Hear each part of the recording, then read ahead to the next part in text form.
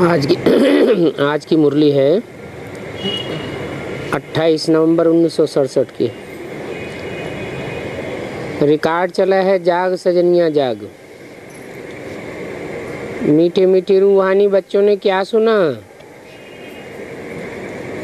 Wonderful नई बात सुनी ना। कितनी समझ की बात है। कहने वाला साजन एक ही है और सजनिया तो सभी भक्तों को कहा जाता है। तो भगवान और भक्त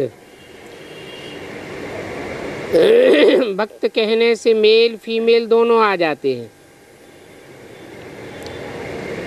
सभी भक्तों अथवा सजनियों का एक ही साजन। और फिर इस एक एक अक्षर का अर्थ समझना चाहिए। यहाँ पर तुमको बेसमझ से समझदार बनाना है। बेसमझ कहा जाता है तमो प्रधान पत्थर बुद्धि को। भगवान को कहते हैं ना, इनको सद्बुद्धि दो। अभी तुमको कितनी अच्छी बुद्धि मिल रही है। इन लक्ष्मी नारायण की भी कितनी अच्छी बुद्धि थी, तभी तो ये विश्व के मालिक थे। विश्व का मालिक बनने में जरूर उत्तम बुद्धि चाहिए। और ये उत्तम बुद्धि मिलती है पुरुषोत्तम संगम युग पर।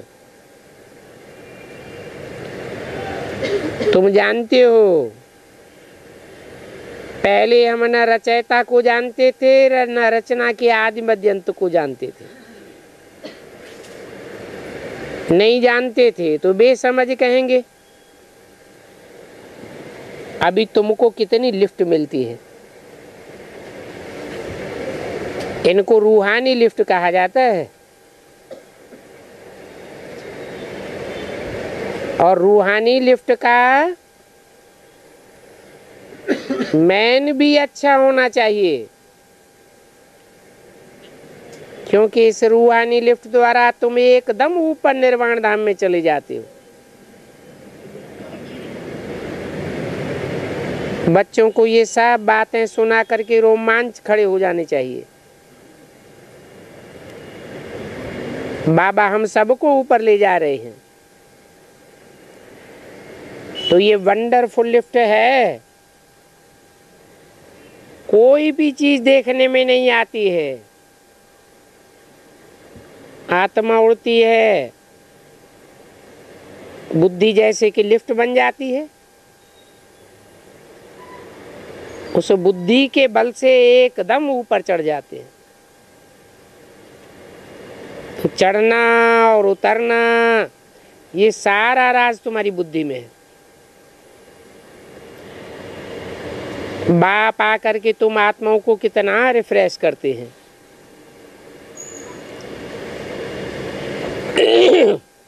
रिफ्रेश भी होते हैं तो बच्चे मधुबन में आकर के विश्राम भी पाते हैं। जब तुम नई नई बातें सुनते हो तो कितनी मीठी लगती है। ये रूहानी लिफ्ट मिलने से तुम एकदम स्वीट होम में चले जाते हो। और ये रूहानी लिफ्ट कोई मनुष्य मात्र नहीं दे सकते हैं। बाप समझाते हैं, हे मीठी मीठी आत्माएं, तुम असल में तो शांति धाम में थी, फिर बाद में सुख धाम में आई हो, और अभी तो दुख धाम है। सेकंड में सारा राज बुद्धि में आ जाता है।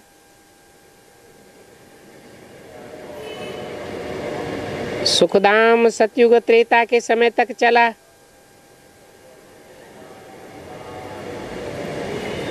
सारा ही हिसाब अंगे अखरे बाप समझाते हैं। वो बाप एक ही होता है। राज समझाने वाला बहुत बाप नहीं होते।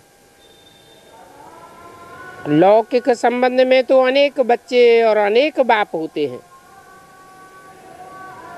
और ये तो रूहानी एक बाप और अनेक बच्चे हैं।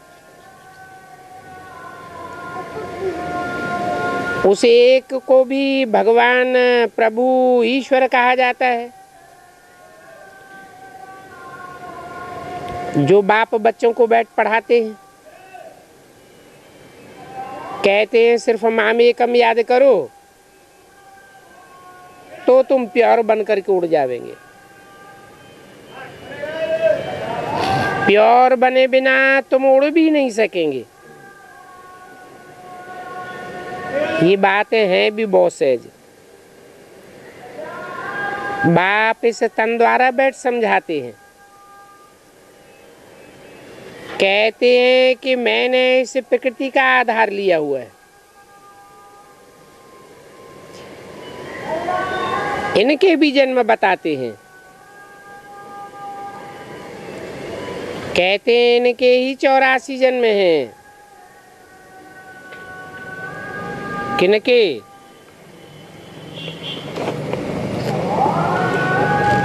इनके माना एक है या ज्यादा है? कम से कम 2 हैं। 84 जन्म हैं राम और कृष्ण के पूरे। कैसे? राम के तो 84 जन्म हैं, कृष्ण के 84 जन्म कैसे हैं?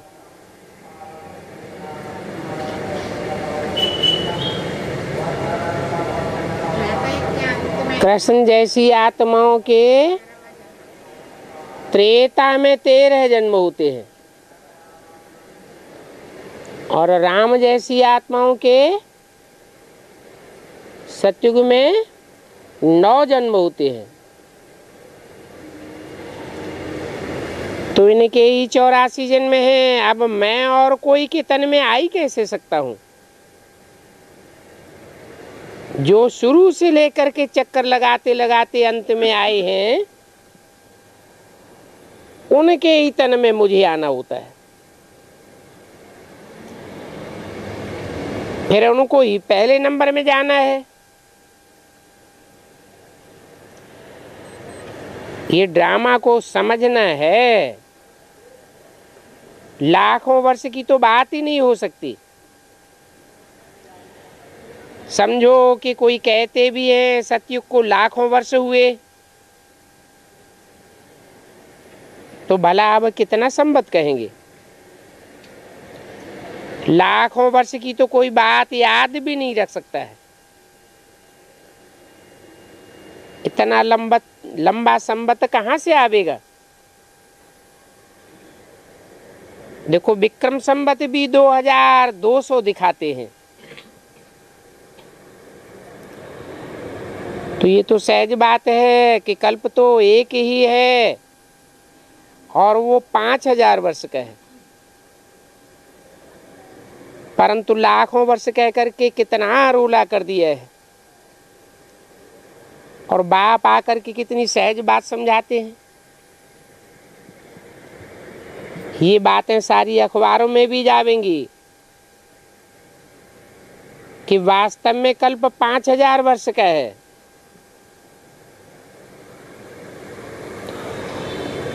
वो विद्वान पंडित लोग तो लाखों वर्ष कह देते हैं। कहते हैं कि कलयुग तो अजून शुरू हुआ है। अभी कलयुग बच्चा है, रेगड़ी पहन रहा है। तो देखो सभी घोर अंधेरे में हैं, और आग सामने खड़ी हुई है। कहते भी हैं कि बंबोर को आग लगी थी। बाप समझाते हैं कि रावण राज्य कोई सिर्फ भारत में ही थोड़े ही है, ये तो सारी दुनिया में रावण का राज्य है। और सारी दुनिया लंका है। शास्त्रों में तो क्या क्या बातें लिख दी हैं। तुमसे वो लोग पूछते हैं कि क्या तुम लोग शास्त्रों को नहीं मानते हो? कहो अरे वाह, तुमको पता ही नहीं है कि हमने द्वापर से लेकर के गीता आदि पढ़ी है, और सबसे जास्ती तो भक्ति हमने की है। शास्त्र आदि पढ़ना ये सब भक्ति मार्ग है, क्योंकि भक्ति अनेकों से आती है और ज्ञान एक से आता है। अनेक सिर अर्थात रावण के अनेक सिरों से भक्ति आती है। भक्ति अनेक प्रकार की होती है, ज्ञान तो एक ही है। तो हमने ही सबसे जास्ती भक्ति की है, इसलिए हमें ही सबसे जास्ती ज्ञान उठाते हैं। हमने 2500 वर्ष गीता पढ़ी, परंतु अभी हमको ज्ञान और भक्ति का पूरा पता पड़ गया है। हम जानते हैं कि एक बाप ने ही हमको ज्ञान दिया है। बाप आकर के ज्ञान देते हैं तो और शास्त्रों आदि की दरकार नहीं रहती, क्योंकि बुद्धि की सदगति हो जाती है। तो फिर हम भक्ति क्यों करें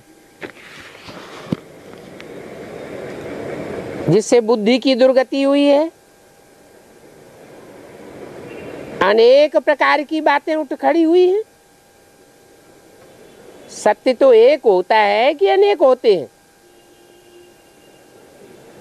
28 नंबर 1967 की वाणी का दूसरा पेज। तो समझो कि हम भक्ति कैसे करेंगे जबकि हमें सच्चाई का ज्ञान मिल चुका है। भक्ति से तो दुर्गति हुई है, बुद्धि की दुर्गति हुई है। कोई मानेगा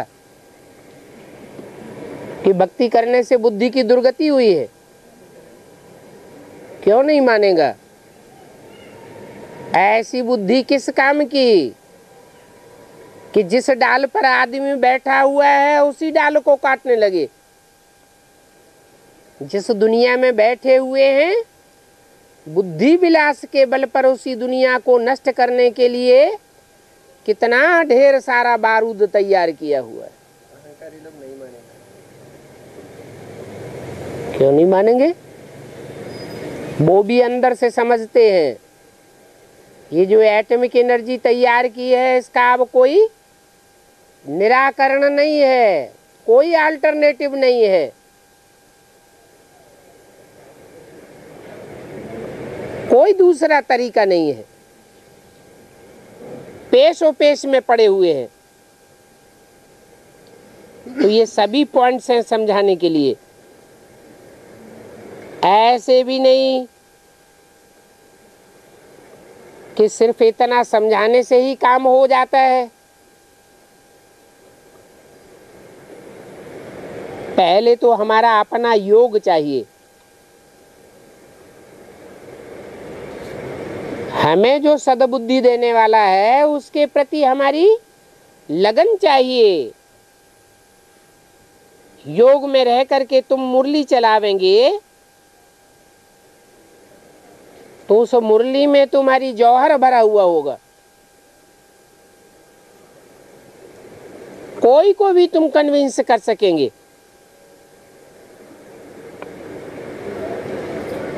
समझावेंगे बाप सर्वशक्तिवान है तो सर्वशक्तिवान बाप से ही ताकत मिलती है।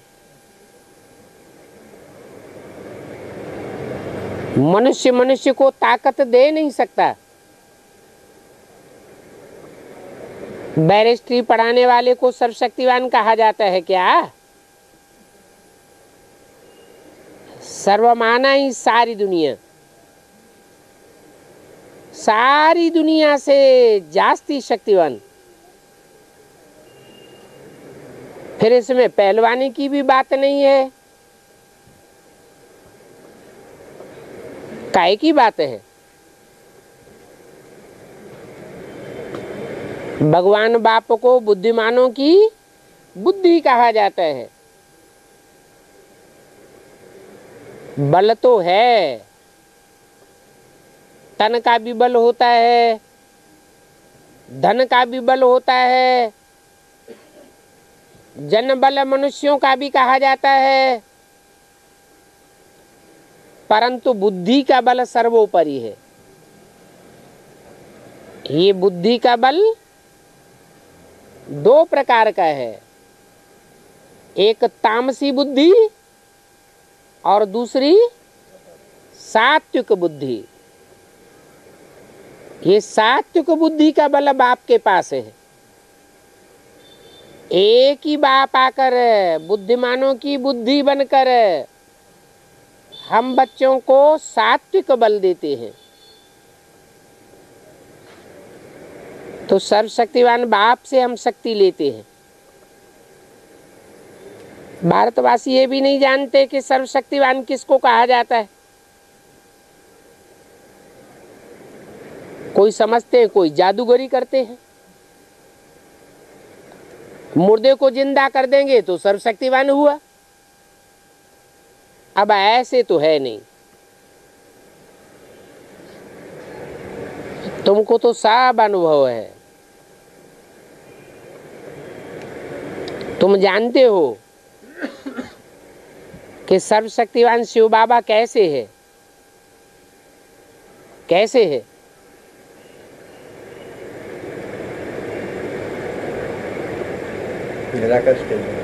दुनिया में जो काम कोई नहीं कर सकता वो सर्वशक्तिमत्ता के बल पर बाप आकर के वो काम संपन्न कर देते हैं। दुनिया में बड़े बड़े आए धर्म पिताएं, बड़े बड़े महात्माएं आए, बड़े बड़े बुद्धिमान आए, लेकिन दुख की दुनिया को खत्म नहीं कर सके।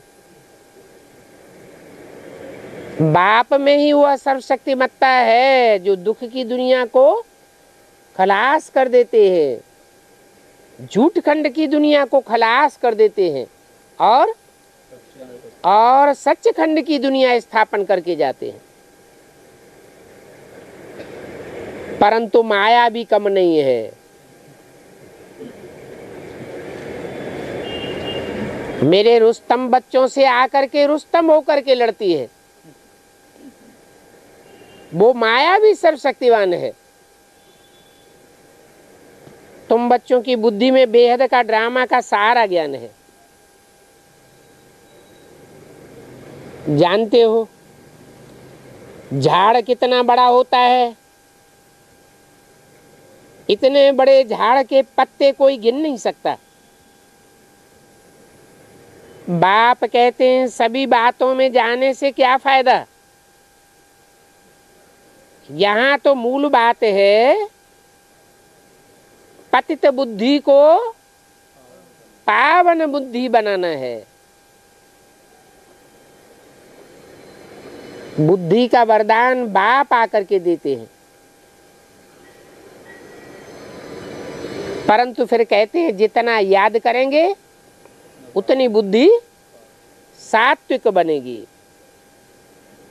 बाप को कहते भी हैं कि बाबा आकर के हमको पतित पावन बना कर ले जाओ।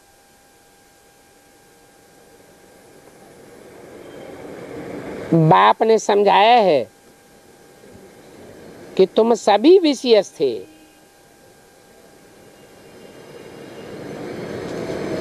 ये सतयुग के लक्ष्मी नारायण वाइसलेस थे ना, संपूर्ण निर्विकारी कहा जाता है।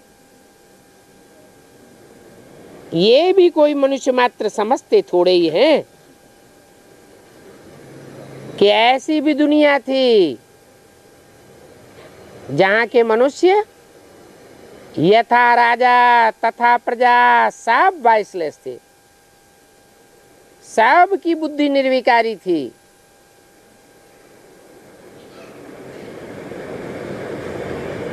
इसलिए बाप के वाक्य हैं कि इस दुनिया में सभी जंगली जानवर आसुरी संप्रदाय हैं। हिरण्यकश्यप हैं, सतयुग में तो ये आसुरी संप्रदाय वाले नाम होते ही नहीं है। कृष्ण के लिए दिखाते हैं कि सुदर्शन चक्र से सभी को मारा।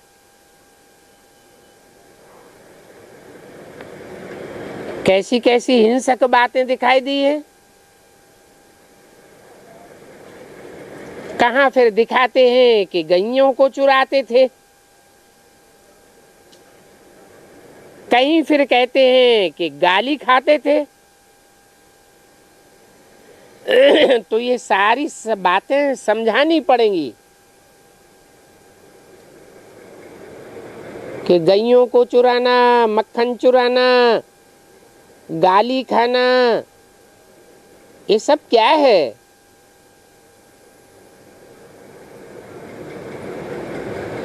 बताना पड़े कृष्ण ने गालियां कैसे खाई। भक्त लोग कह देते हैं चौथ का चंद्रमा देखा, इसलिए उन पर साड़साती लग गई, इतनी ग्लानि सहन करनी पड़ी।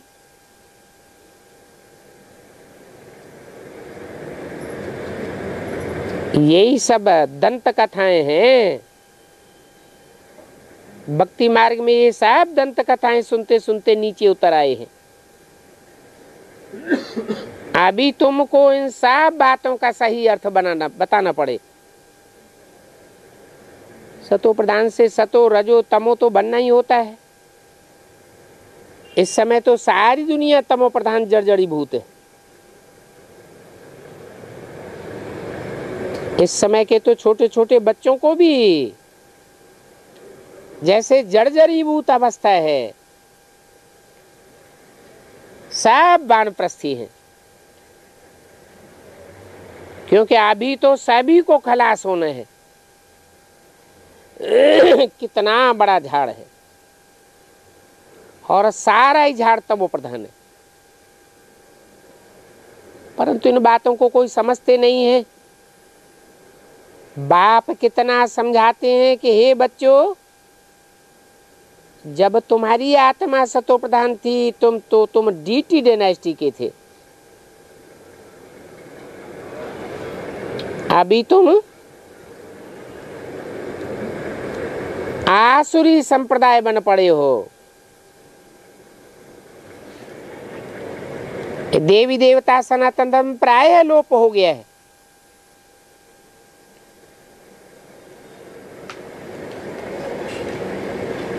अभी तमो प्रधान बनने से तुम डबल डायनेस्टी में हो। समझते हो इस समय के मनुष्य सब तुच्छ बुद्धि नरकवासी है। अगर तुच्छ मनुष्य कहते हैं कलयुग की आयोजन 40,000 वर्ष है, तो 5,000 वर्ष के कलयुग में इतना तमो प्रधान गंदा बन गया दुनिया का माहौल, तो 40,000 वर्ष में अभी क्या हाल होगा। कहते हैं महाभारत युद्ध हुए 5,000 वर्ष हुए। द्वापर के अंत की बात बताते हैं। 5,000 वर्ष में दुनिया इतनी पतित तमो प्रधान बन गई, तो और 40,000 वर्ष में क्या हाल होगा।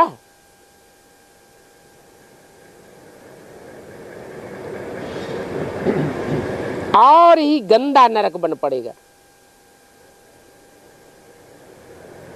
सुना है ना कि कृष्ण को काली देह में सांप ने डसा।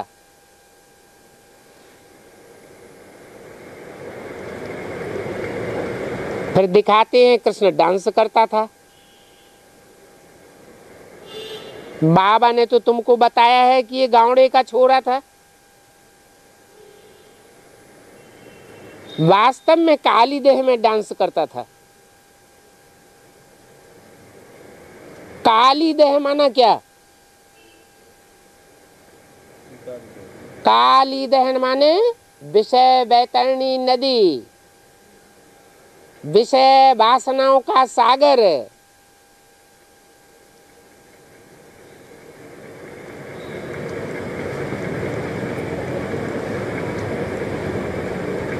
काली देह में एक दो को डसते रहते हैं ना, उनको कहा ही जाता है रौरव नरक। परंतु ये बातें मनुष्यों को तब मालूम पड़े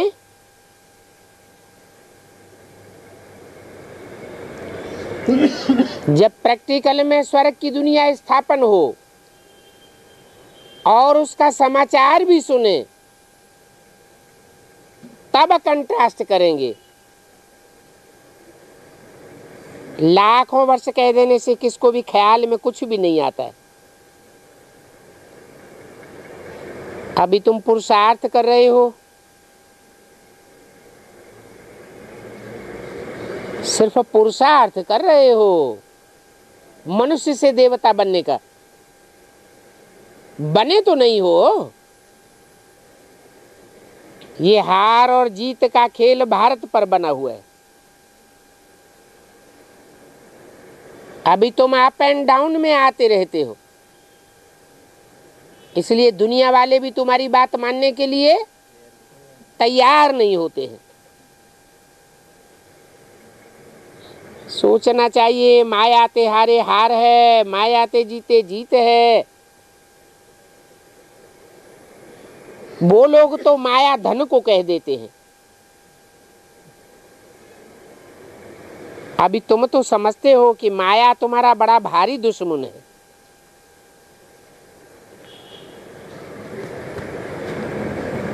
जिनके पास धन दौलत बहुत है वो तो डांस करते रहते हैं। टीवी में कितना डांस दिखाते हैं।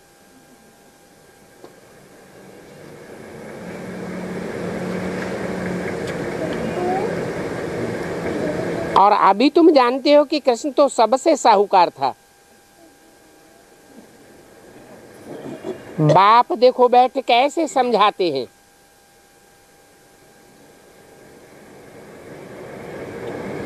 इनके पास तो बहुत पैसे हैं, ये राजभाग कैसे इन्होंने पाया ये भी तुम समझते हो, और तुम ही खुद बनते हो। तुम मनुष्य से देवता बनते हो ना।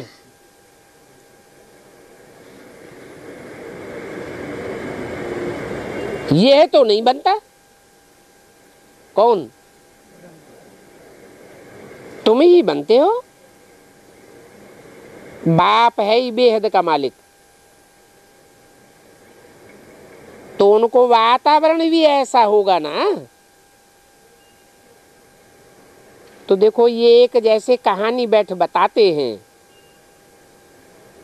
लाखों वर्ष की कहानी तो किसी को याद भी नहीं हो सकती। क्रिश्चियन लोग पुरानी चीजों को कितना वैल्यू देते हैं। अब विचार करो तो पुरानी थी पुरानी चीज क्या होगी।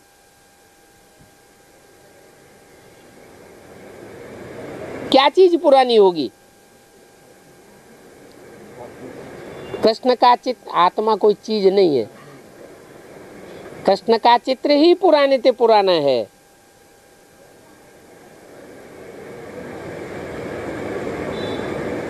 अमेरिकन लोग को कोई पुरानी मूर्ति कृष्ण की मिलती है तो उस मूर्ति का 1.5 लाख भी दे देते हैं। बहुत दाम देते हैं। उनके शास्त्रों में लॉर्ड कृष्ण का नाम आया हुआ है ना। फिर उस मूर्ति से बहुत पैसा कमाते हैं। कोई से पूछो कितने वर्ष पुरानी है, तो 5000 वर्ष 5000 वर्ष पुरानी को भी 1,00,000-2,00,000 पुरानी कह देते हैं। परंतु अब तुम्हारी बुद्धि कहती है पुरानी थी पुरानी है ही ये कृष्ण की मूर्ति। इनकी मूर्ति बहुत दिल से लेते हैं।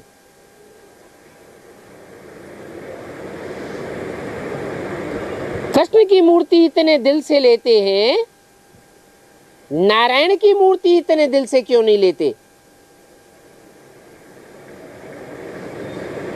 कहते हैं हमको तो लॉर्ड कृष्ण ही की मूर्ति चाहिए, नारायण की मूर्ति नहीं चाहिए।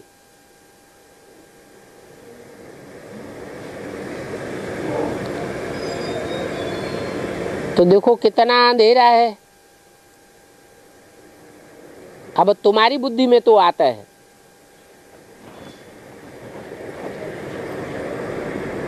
कि पहले कृष्ण है या पहले नारायण है? हैं?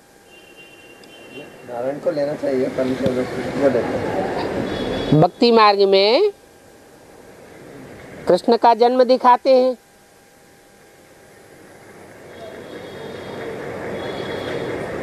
कृष्ण जन्माष्टमी मनाते हैं ना,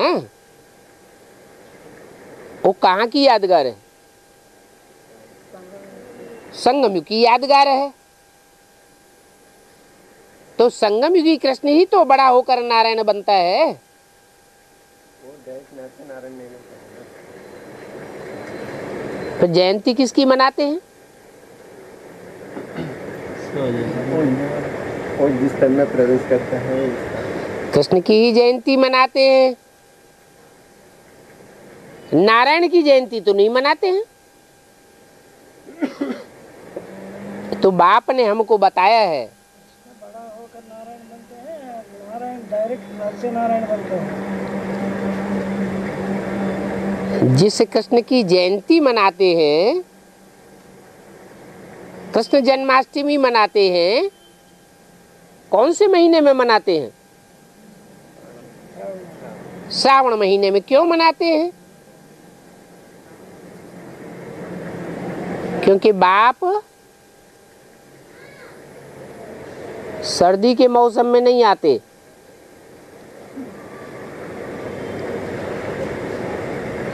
गर्मी के मौसम में नहीं आते। कौन से मौसम में आते हैं? ज्ञान बरसात के मौसम में आते हैं। जब बाप ज्ञान बरसात के मौसम में आते हैं तब ही 2 वंश तैयार होते हैं,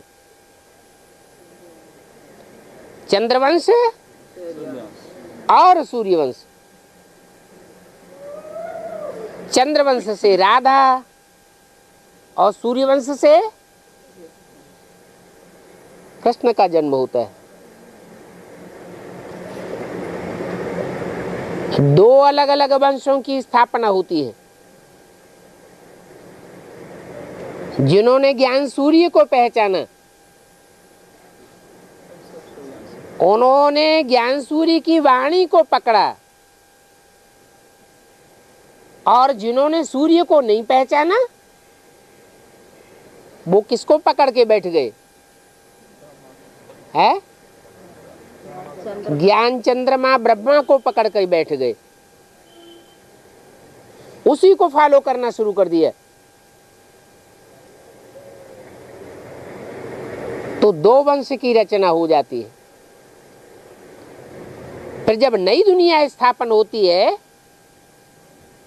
तो वहां 2 वंश होते हैं या एक ही वंश होता है? वहां तो एक ही वंश रह जाता है। इसका क्या कारण है? सब संस्कार एक ही होते हैं। नहीं, इसका कारण है कि जो द्वैत फैलाने वाला वंश है, जिससे अनेक धर्मों की उत्पत्ति हो जाती है, अनेक प्रकार के धर्म की आत्माएं चंद्रमा के प्रकाश में पलती हैं, वो साफ खलास हो जाते। या तो चंद्रवंशियों को झुकना पड़े या तो खलास होना पड़े। जो झुक जाते हैं वो सूर्यवंशी बन जाते हैं, जो नहीं झुकते वो खलास हो जाते हैं। फिर उनमें चाहे चंद्रवंशी हो या चंद्रमा की रहबरी में पलने वाले कोई वंश के हों, सब खलास हो जाते हैं।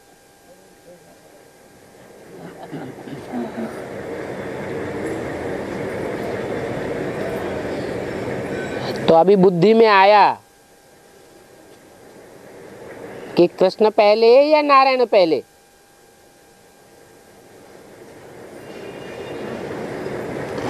पहले कौन?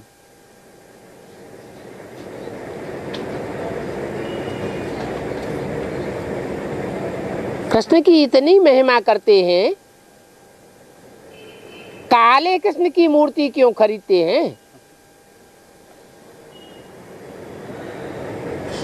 काले कृष्ण की इतनी पूजा क्यों करते हैं? काला है तो क्या दिल वाला है। क्योंकि जब काला है तब ही पुरुषार्थ किया है। गोरा होने के बाद नारायण कहा जाता है। नारायण 16 कला संपूर्ण, सर्वगुण संपन्न, संपूर्ण अहिंसक, मर्यादा पुरुषोत्तम, उसकी कोई ग्लानि शास्त्रों में नहीं है। और कृष्ण की तो ग्लानि है। ग्लानि कब होती है? कोई ग्लानि का काम करता है तब ही तो ग्लानि होती है। भारतवर्ष में कोई पुराने जमाने का परिवार हो और उस परिवार की बहू बेटियां बाहर जाकर के डांस करने लगे तो अच्छा मानेंगे या बुरा मानेंगे? बहुत बुरा मानेंगे।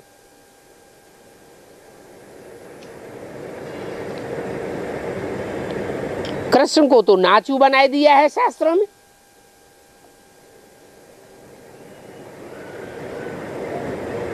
ये काले कृष्ण की बातें हैं या गोरे कृष्ण की बातें हैं? काले कृष्ण की बातें हैं। फिर उनको दिखाते हैं कलंकी अवतार, कलंक धारण करने वाला। एक ही भगवान के 24 अवतार दिखाई दिए। मुख्य अवतार 10 दिखाते हैं, 10 अवतार। और सभी की ग्लानि कर दी है। तो ये सब बातें यादगार कहाँ की है? कोई न कोई ग्लानि का काम होता है तब तो ग्लानि होती है। 1% भी अगर ग्लानि का काम न हो तो ग्लानि कैसे होगी?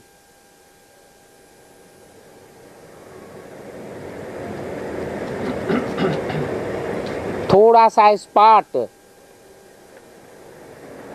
सारा गंदला दिखाई देता है। चंद्रमा में धब्बे दिखाई जाते हैं या सूर्य में धब्बे दिखाई जाते हैं? चंद्रमा में गहरे गहरे गड्ढे हैं। कहते हैं ना, इसकी जिंदगी खड्डों से भरी हुई है।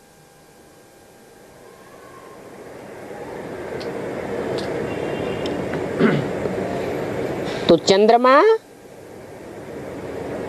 अर्थात अज्ञानता, सूर्य अर्थात अज्ञानता का नाम निशान नहीं।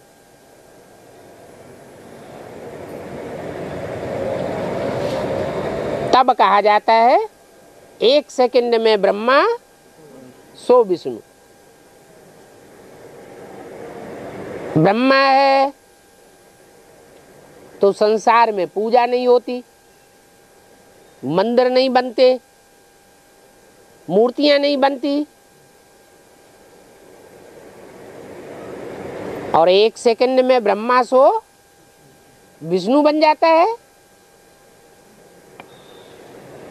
तो कितने कितने बड़े बड़े भव्य मंदिर बनाए हैं लक्ष्मी नारायण के। ये कहाँ की यादगार है? जरूर ये सब संगम युग की यादगार है। बहुत सेवा की हुई है तो बड़े बड़े भव्य मंदिर बनाते हैं। जगदम्बा की इतनी छोटी मूर्ति क्यों बनाते हैं? छोटा सा मंदिर क्यों बनाते हैं? थोड़ी सेवा की है तो छोटा मंदिर बनाते हैं, बड़ी सेवा की है तो बड़े बड़े भव्य मंदिर बनाते हैं। अच्छा, ओम शांति।